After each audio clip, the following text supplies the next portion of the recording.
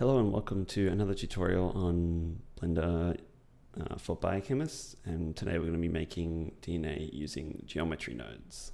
I'll pop up some examples quickly of what that sort of looks like. You can sort of see the customizability, but you can jump to the end of the video to see how to use the final product, and you can just download that from a link in the description. But otherwise we're going to slowly go through how I made that here. It's probably going to maybe be split into just making the DNA in this video, and then in the next one I'll show you how I went about making the histones and making things a lot more complicated, because we are going to be dealing with a new version of geometry nodes to begin with. So as you can see on my screen, we're dealing with Blender 3.0. So I previously did show a video where we used geometry nodes to make a lipid membrane with some proteins scattered over it. Geometry nodes has changed quite significantly in how it operates.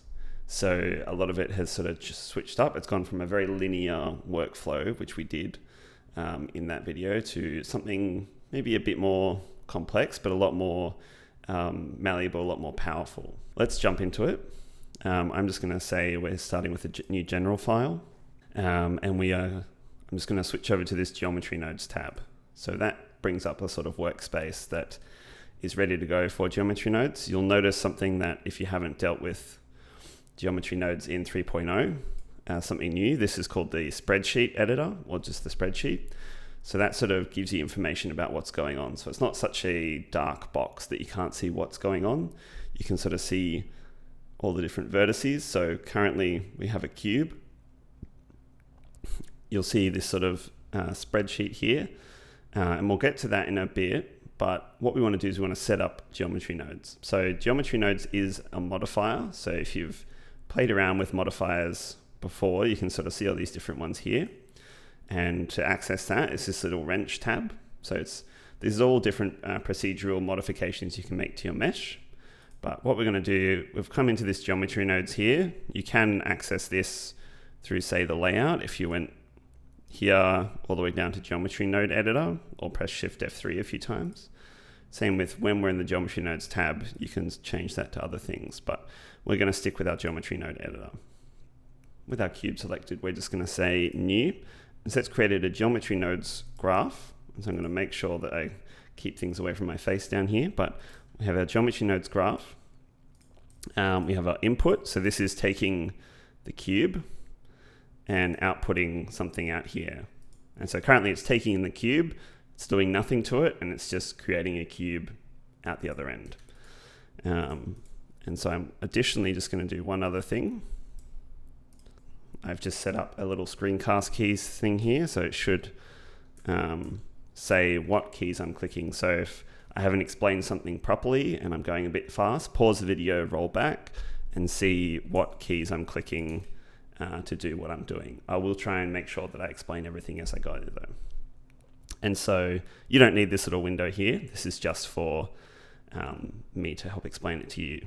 And so we're going to be focused on the spreadsheet and the 3D viewport here. So currently we've got our cube. Let's do something quick with it. So I'm just clicking to resize here. If you happen to accidentally click in a corner and open a new window, you can click in the corner and drag back over to sort of close that window and clean, because it's very easy to fill it up with a bunch of viewports. And so you just want to quickly close those. Where you have our input, let's say let's instance on points. So we have our input, which is our cube, which is made up of, if I press tab, I can have a look, 8 points. And so you can see those points here, the vertexes. And so we have 0 to 7 because it's all indexed from 0, but it's the positions of them. You have edge information, you have face information, face corners. This is all probably a bit much. What we are really worried about only is the point positions. And so if we take those positions and plug the instances into there, we'll see that, well, nothing's actually there. If we press tab, go into edit mode, we can see that the underlying mesh before this modifier is applied is still there. So we still have our 8 points, but it's wanting to instance something and nothing's coming out the other end. So let's give it something to instance. Let's say, if I go Shift A, these are all the different geometry nodes things. You'll get used to looking through this, but I usually just search a lot. So I'm just going to say cube. And so I'm taking a cube and I'm instancing that cube. So Shift Z back to here. So you're seeing that it's taking, for each of those 8 points, it is now instancing whatever I'm giving it. And so I'm giving it a cube of 1 by 1 by 1. I can adjust that. I can increase the vertices so that when we go into edit mode, or when we go into X-ray mode, we can sort of see how complicated the mesh is for the cube, but we don't really want that. We just want 2 for each of them. And so you can also add some rotation. The way things would work in traditional geometry nodes is that you would go one thing after the other, after the other, after the other. And so you would then have a rotate instances or rotate points here before you sort of do this. But the way the new geometry nodes works is that it's something called fields. And so if you ever see, you can see these sort of sockets tell you what kind of thing it expects, what input it expects, and what output it expects. You'll get used to what they look like. So the mesh is this green sort of socket. You can sort of see it geometry in, geometry out. Geometry out of this cube into this geometry in for the instance.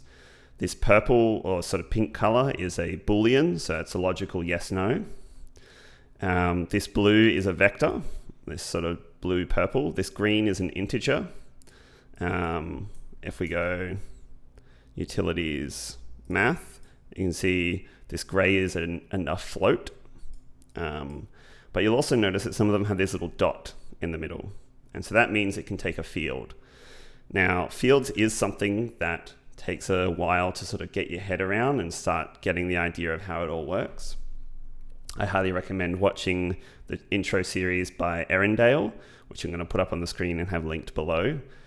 As an introduction to geometry nodes fields, I'm going to quickly introduce it here.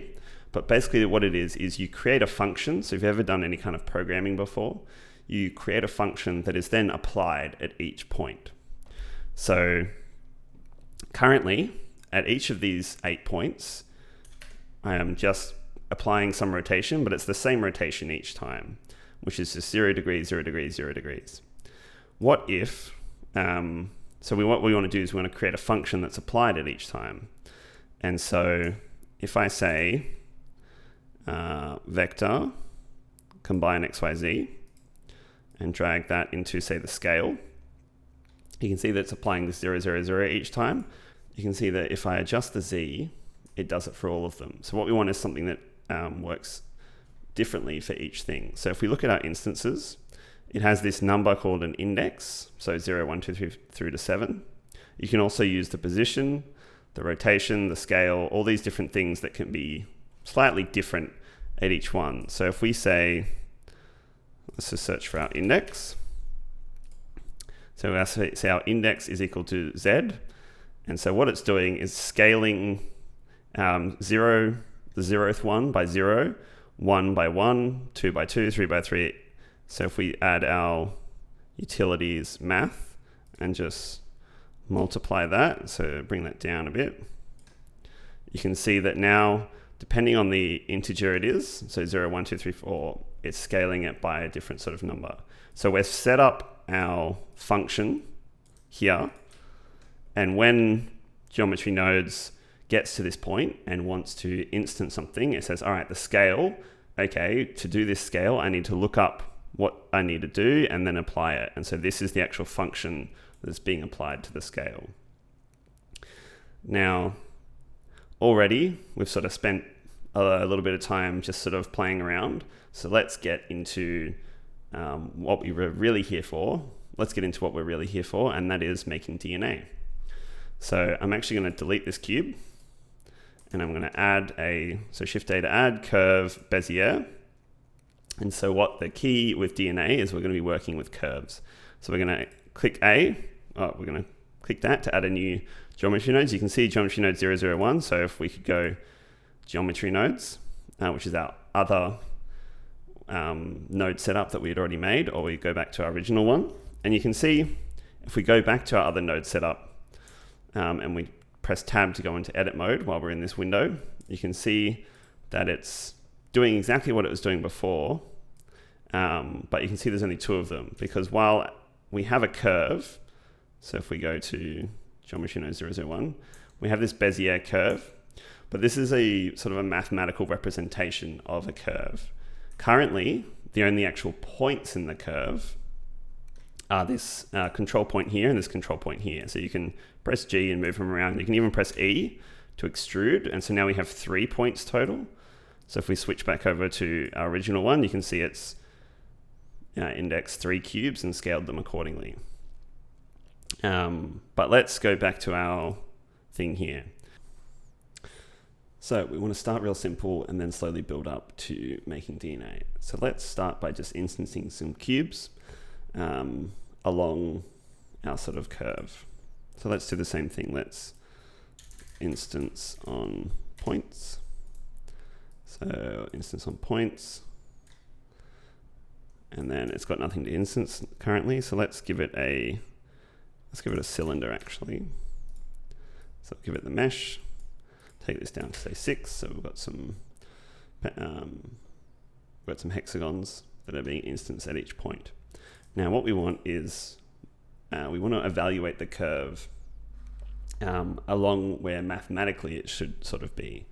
And so if we were to drag this back in here, we can see sort of the mathematical expression of the curve goes all the way along here in this sort of curving fashion, but currently we're only evaluating at these 3 points. So what we want is called, actually let's join geometry. So we can join these together so we can see our curve as well as where we're evaluating and then instancing. So what we can do is we can go curve, resample curve. So we drop that on there and it automatically sort of applies it to the node tree. And so what we're doing is we're resampling to 10 points along the curve and then we're instancing our cylinder. So let's scale that cylinder down so we can see what's going on. And we can see that we've evaluated 10 things and then we've got our, we've evaluated 10 times and we've got our points and then we've instanced. So let's change the count to length. It's going to evaluate at certain lengths along the curve rather than a count. And so we can start sort of applying we can start applying the rules that sort of make up DNA of, you know, these bases are X distance apart and this wide and it goes 10.5 repeats per sort of turn. And so let's just move that up to say 0.5 for now. We're going to adjust these and sort of put in the realistic length and distances later, but for now let's just leave it at 0.5. And so now we've got points instancing like you would sort of expect DNA bases to instance. So what we want to do now is we want to start introducing the curve. So we want this sort of big spiral that DNA has, the famous double helix. And so our instance on points we're going to bring over here. We want to sample the curve and then we want to apply some function that will make it spiral and then we want to instance. So how are we going to make it spiral? Well, we have curves in Blender have something called tilt. So tilt. So we have curve tilt and set curve tilt. So what we can do is set the curve tilt. And so we can increase that and change. It's basically just like rotating the curve. And so currently it's not really doing anything. We can't really see that it's doing anything. So let's make it more visual. So our rotation over here, when something is instanced, currently it's just straight up regardless of how things look. And so what we want to do is we want to do something called align Euler to vector. And so this will take some Euler. Currently this will take some vector, which is going to be, currently it's just a straight up vector. And then it's changing a rotation, which is the original rotation on the object. So it's adjusting that rotation. And then it's applying that rotation to when it's instanced. And so what we want is our normal. If we take our normal and then use that to calculate a rotation and then apply that rotation, things should start working. Now, if you're unfamiliar with the term of a normal, let's just add a cube. So if you're unfamiliar with the term normal, a normal is just a vector that's perpendicular to a face on geometry. So with this cube, it is basically straight up from there for that side, and then it's straight out from here, from this side, and straight out from there.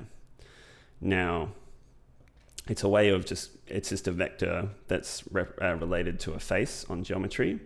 And so if we were to, if I delete that, if I was to delete this cube, the normal on the curve is currently just straight up for each point. So what we want to do is we want to change that. So if we select our curve and we add this Bezier tilt or set curve tilt, you can see that it's actually rotating them, because it's basically changing the tilt to, let's say, 90 degrees. And so it's rotated that entire curve by 90 degrees. So all of the normals are now in a different direction. And if we rotate it again, they're now off in like this other direction. But it's doing it for every single point the same. And so this is again where we come into fields. So what we want to say is for each point, we want to change the tilt by slightly more degrees. So if we search for our index, we get our index.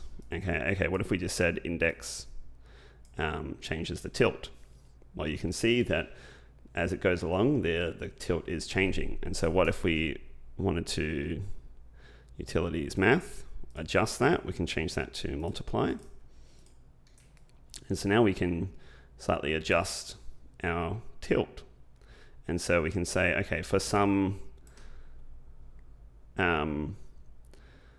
for each point, change by some amount the tilt. And you can sort of see we're starting to get this sort of helix looking thing. And so let's just leave that like that for now, and we'll come back and adjust it later. So now that we have changed our tilt, we also now want to offset our curve.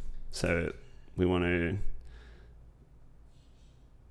to go geometry, set position. And so this will change the position of the actual points. So evaluated to some amount of points, which are now being instanced up here. And so now we want to set the position. So we can, again, do it for all of them, or because it accepts a field, we can calculate something for each of them. What I want to do is I want to use my normal again. So if I just plugged in my normal into the offset, it pretty much does it as you would want. So let's even reduce that down, and you can see, or even if we deleted that and then just brought that out here for demonstration. We've rotated it, we've got our new normal, and then we've offset the point, and then we've instanced on those points. So let's actually just take this into here, and if I control right click, I can cut that. You can see this is our new curve. And so this curve is what we're actually instancing the points on. So we've got one curve, which is the original Bezier curve, which is what we're controlling here. And then from that, Geometry Nodes is creating this sort of helix with what we've set up here. And so it's going to here, and so it's showing our curve, our original curve, and then also our new sort of swirly helix. And we can then add in that, and so it's also on that swirly helix instancing something. Now, I found that the normal isn't super reliable for doing rotations. So if we're going to be instancing some bases and sort of pointing them in, we don't really want to be doing this. So what we need to do is we need to do something called capture attribute. And so before we set our position, we want to capture an attribute. Now, previously in Geometry Nodes, you used to be able to create named attributes that would then flow through. It's no longer done like that, you need to use something called capture attribute. So for the point, we're going to capture a vector, and that's going to be the position. Now, the reason we have to do this is because if we use this position node over here somewhere, because we've changed the position, it's going to be different than it was here. So it's going to be this new helix position, whereas we want to do some math between the helix position and also the previous position before it was turned into this helix. And so I found that the best thing to do is a vector math. And so if you subtract the position from the previous position, that gives you, if you remember your high school geometry, if you subtract 2, it'll give you the vector between the two. So basically what that's doing is taking your point here and a point of where it used to be, and it's doing the math between them. So now that you have a vector that goes between them, and so now you can use that vector and align your rotation to it. So if we plug that in here, you can see that already it is much more reliably rotated than it was with just using the normal. Because the normal was for here, but now it's moved up here, things are different. And so we've got our rotation, things are successful, so we can actually just delete that normal one. And in terms of align Euler to vector, I usually just play around with these until I get something to work.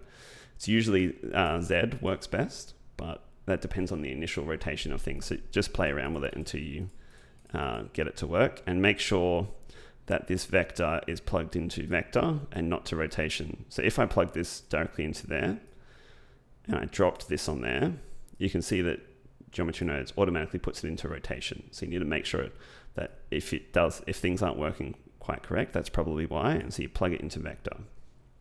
So we've got our helix that's turning around. Everything's looking good. So what we can do now actually is we can sort of bundle this up into a reusable function. So what we're going to do is we're going to make our own brand new node.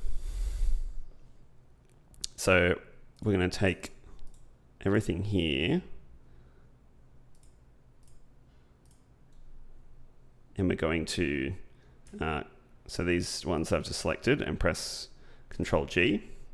And so if we tab back out, we can see we've created our own new node, and let's just name this Helix.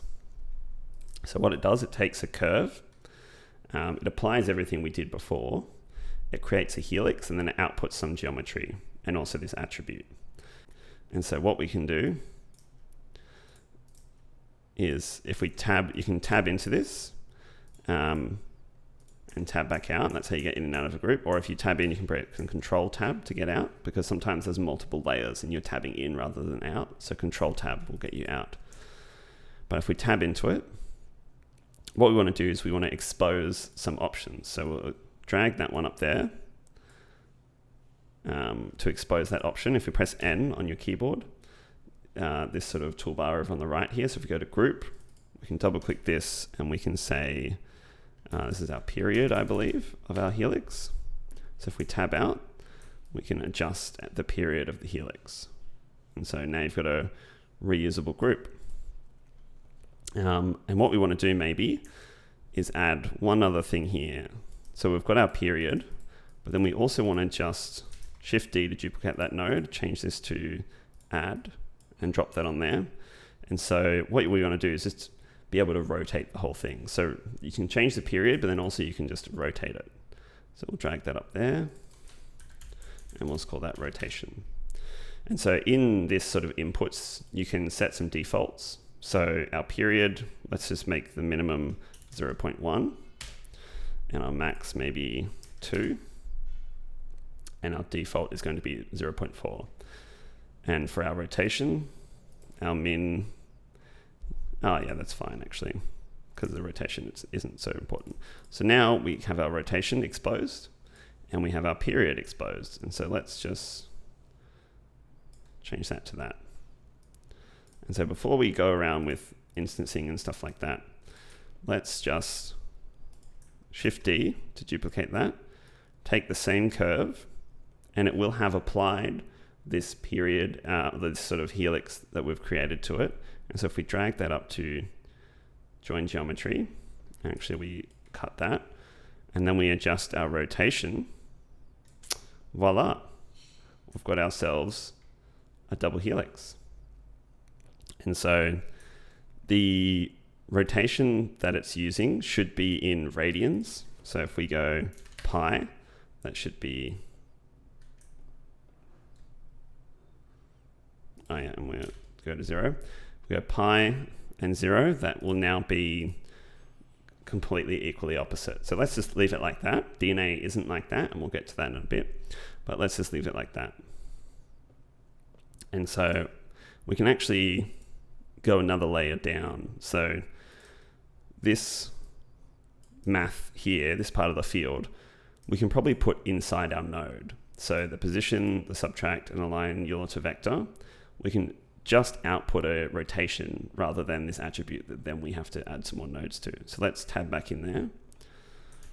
So let's go position, vector math, align. So position, subtract, and we're subtracting this caption attribute. And then we're aligning the Euler along the Z, and we're cutting that. Let's put that up there. Actually, we do want that there. We want our attribute deleted, and our rotation is our rotation. So now if we tab out, and we add that up there, we can see that things aren't rotated properly. So we'll cut that, and we can actually press X to delete. And so now add our rotation there. So now things are getting cleaner because we've made our little function and we're reusing that here to make a second one. And so what we can actually do is we cut that one,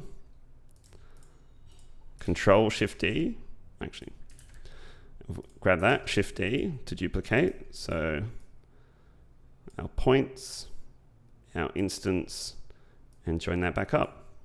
And now we've got a double helix in what is 6 or 7 nodes. Now obviously a lot of stuff is happening inside here, but we've got a reusable helix node. And so we can shift right click just to clean things up a bit. Shift right click and drag, sorry, just to clean things up a bit. So we've got our base curve that comes in. We resample it for some distance, and then we create a helix twice. Our rotation actually isn't set. My apologies. Shift right click just to clean that up a bit. And so now we are creating a helix twice, and we are then, actually let's get rid of that curve. We're creating our helix twice, and then for each helix, so for each strand, we're operating on separately, we're instancing. And so we're instancing actually the same cylinder, but it could be a different cylinder. So if I go Shift D, instance, and I change the depth or something, you could do them separately, but we don't quite want that now. And so we're instancing on separate cylinders, like the same cylinder, just doing it separately, and then we're joining it all together and outputting our mesh. So now if we go back out here, well, now we have a little double helix that changes as we sort of, so just pressing S to scale, R to rotate, you can go E to sort of extrude. So now we have a double helix. It's starting to sort of look like a double helix. But what we want is some key points. What we probably want is our backbone, and then our bases to be sort of actually in. So let's press N to get rid of that. And so what we want to do is we get rid of our instances, and we actually just work on, so Shift D to duplicate that. So we grab both of these curves.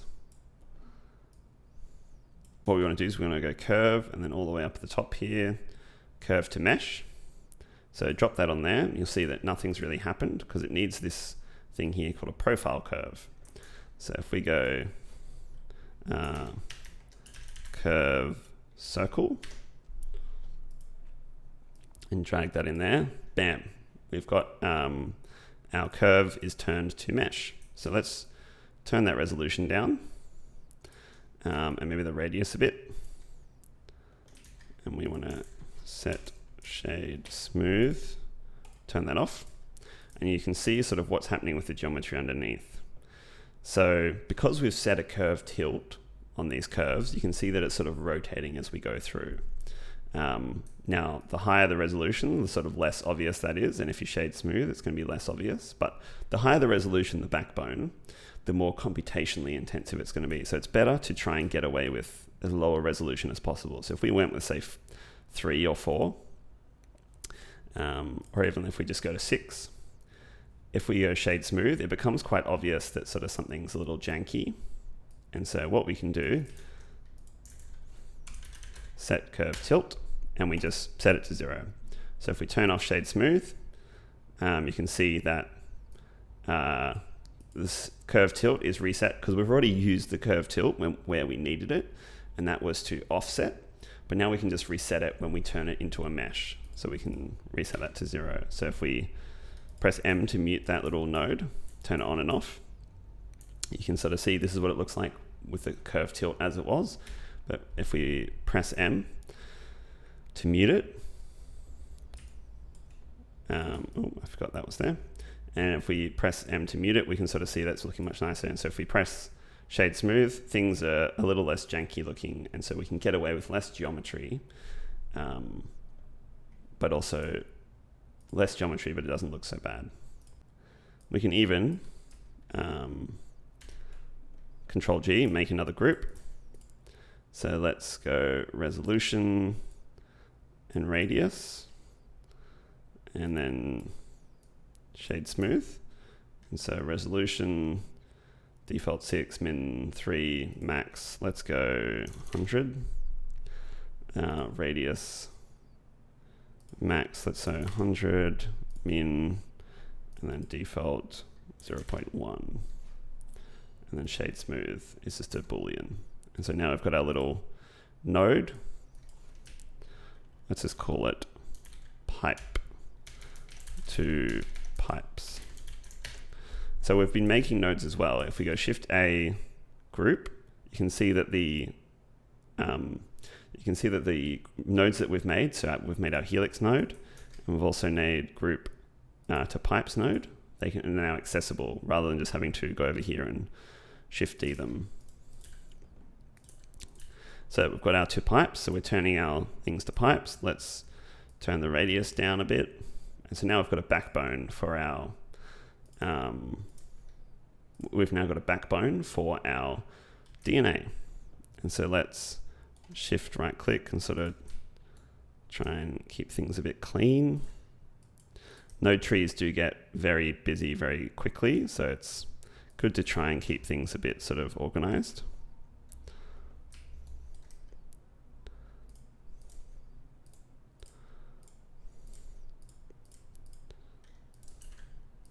All right, so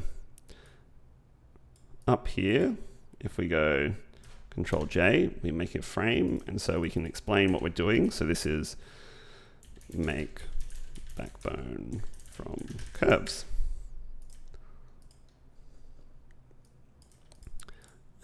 Here we can say Control J, make double helix from curve.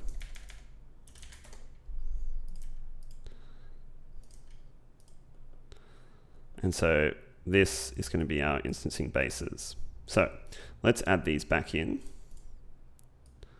So drag those back in. And you can see that our cylinders, let's just make them a bit bigger. What's happening is our cylinder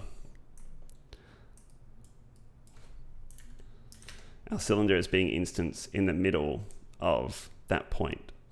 So when we create this cylinder, actually let's just physically create a cylinder. So if we go mesh cylinder, let's take that down to 6.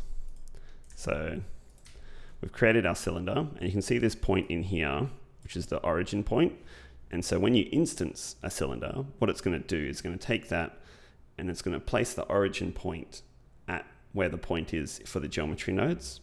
And so what we want to do is we actually want to, if we go into edit mode G and go Z, we want to have it something like this.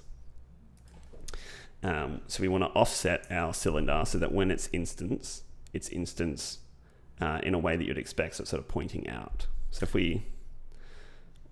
we Control Z that, you can see that the height of the cylinder, or the position of this origin point, is in basically the middle. So it's half the height. So we need to adjust the cylinder by half the total height of the cylinder. So I'm just going to delete that, and we're going to go back to our geometry nodes. So what we need to do is we need to make some slight adjustments for our cylinder. So our depth is going to be our height. So what we can do is, you can't really, currently this cylinder, you can't have access to this value. So if we add a value node and adjust that, so all right, now we're still using it inside the cylinder, but now we have access to that value to do some other math. So what we can do, we can transform. So we want to adjust our cylinder up by half its height. So we want to use the translation. Now the translation has to take a vector. So if we search for combine XYZ, this is how you can turn individual values into a vector. So if we say Z is the translation, you'll notice that it hasn't, well, it's sort of worked, but it hasn't quite worked because we're still doing, we're translating the cylinder by the entire height of the cylinder. And so what we want to do is we actually want to do half that. So if we go utilities math, and we divide by 2, now you can see that it's instancing basically it's moving at the correct amount, but you can see, all right, actually we want it on the other end. So let's just change this to -2. And now we have our cylinder that is properly instance how you would expect a base to sort of instance. And so we can just adjust that radius a bit. And you can see that it also works for if you change the height of the cylinder. So we're changing the height, but it's all sort of looking good. So let's, cool. So now we're starting to get our DNA. But obviously you can see that things aren't quite working the way they should. There's far too many bases, so we can sort of adjust that, and then we can adjust our period.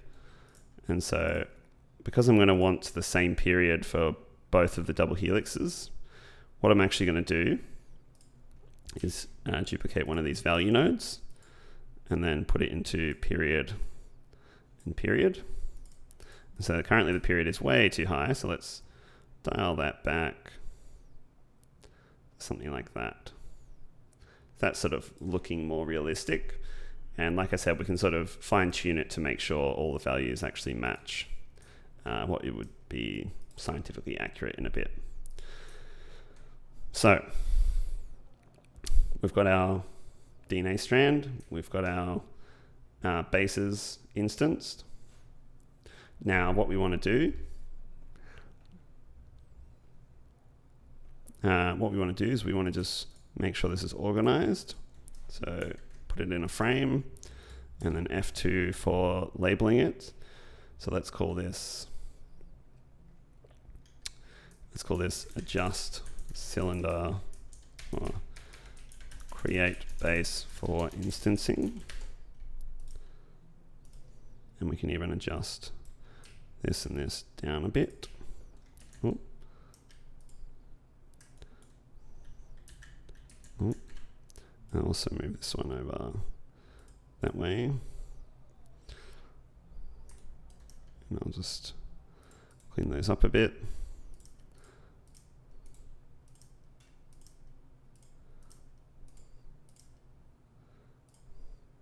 And we can frame these two. And we can call this instance bases.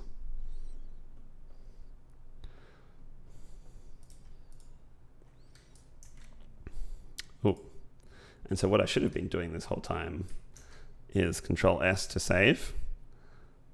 So let's just save it in Blender. DNA tutorial. Geometry nodes, DNA tutorial. So I really should have been saving the whole time. Because sometimes it crashes if you accidentally adjust a value to like 0.0001 and it has to try and instance like 10 million objects. Blender's going to give it its best shot, but it's probably just going to freeze up and crash. We basically have our DNA all ready to go. And so let's actually, you can now adjust maybe the offset. And so we want, like we hopefully know, DNA isn't perfectly offset, so it's not this sort of perfect double helix. It is has a major and a minor groove, so we can adjust our rotation of one of our helix nodes, and we get our basically our offset. Now, what we might want to do is, like you would have seen in my examples and various other things, is have these controls exposed out here. And so the way to do that is our group input. So let's say our length, we drag up there. And then our period, we drag up there. And then also our rotation, we drag up there. So what we can actually do is Shift D that, won't affect things, and then our rotation is going to go there. And we actually want to add a math, because we want to be able to rotate both of them, but then have a slight offset. So let's just call this offset rotation. Cool. So now we can rotate the whole thing. Let's actually give it a helix. That's a good sort of length. Our offset to about there. Actually, let's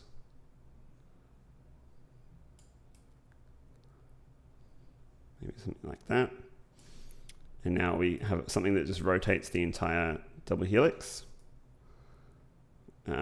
without really changing anything about it. And then the offset actually changes the offset. So now we've got our controls. You can sort of quickly adjust your DNA to how you sort of want. Now, depending on the animation you're doing, you probably maybe don't want to do that. Or depending on what you're doing, you don't necessarily want to adjust DNA where you want it to be scientifically accurate.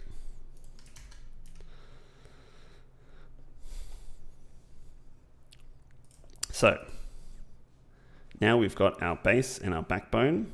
If we were to go into, say, rendered view, you see it's all just sort of gray and boring. And so let's do one other thing. What we want to do is add some materials. So as part of this make backbone from curves, we're going to material, so set material, put it on there, and move it into this frame. Actually, let's just move this way up over there. And so if we go into our materials tab, we want to make a new material. Let's just call this DNA backbone. And let's just make it, I don't know, slightly green. So we say DNA backbone. There we go, now it is colored. And so we can do the same thing for the bases. So if we actually have a join geometry down here,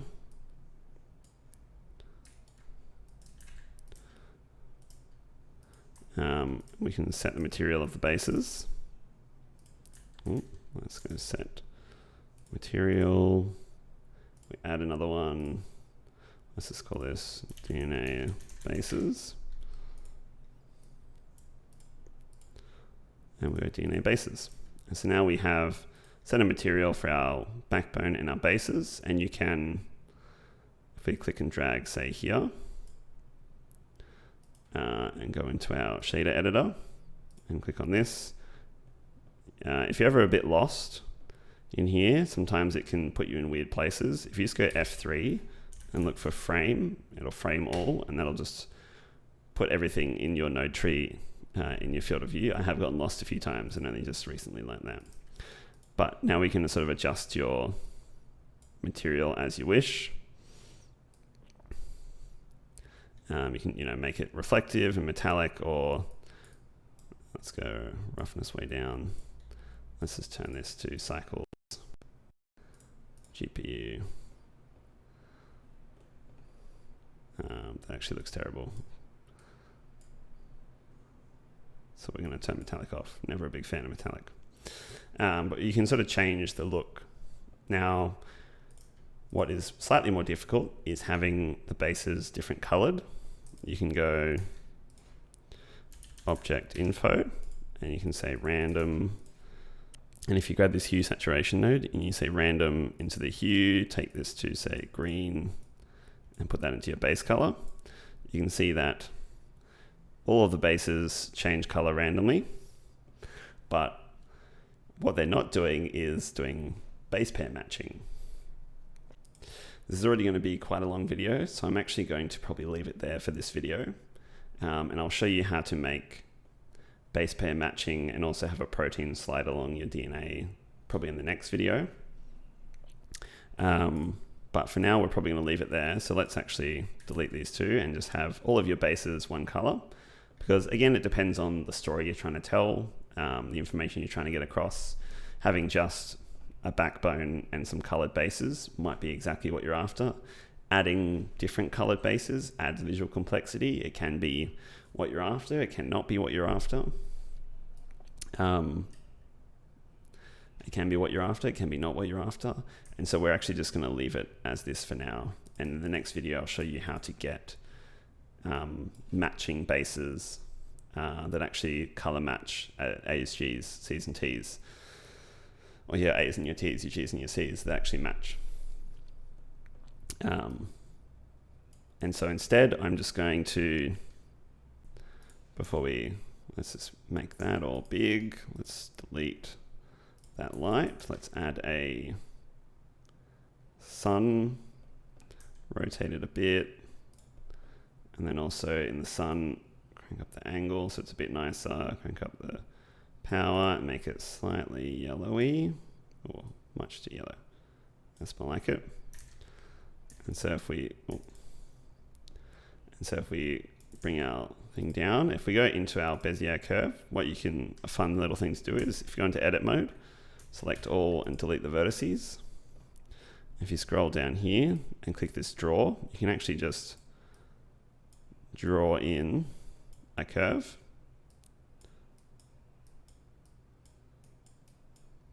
As you can see, I've drawn my name. And so if we tab out of edit mode, press F3, align camera to view. Oh, our camera doesn't like looking at things so far away. We grab our camera, and I'll zoom out a bit. You can see that now we've got our little curve. Let's bring that down.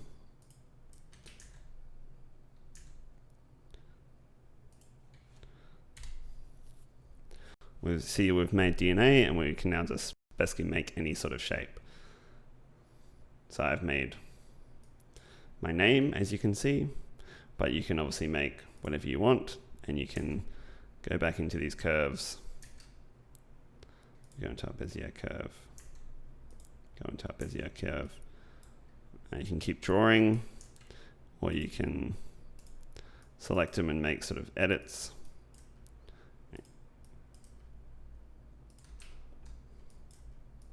You can extrude and sort of keep making your DNA, or select all, delete it, and just go into our camera, make some DNA. And so that's the DNA generator. I hope it hasn't been too sort of complicated. I hope it hasn't been too complicated. Like I sort of said, in the next couple of videos, we're going to take this and make it even more powerful. So we'll add our bases.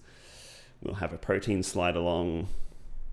we can then add in histones and make things more complicated. And you can even package this all as this one node, but we'll do that in a later video. And so this blend file will be available to download in the link below. There's also, if you feel like it, a link to drop me a few dollars, buy me a coffee if you found these useful.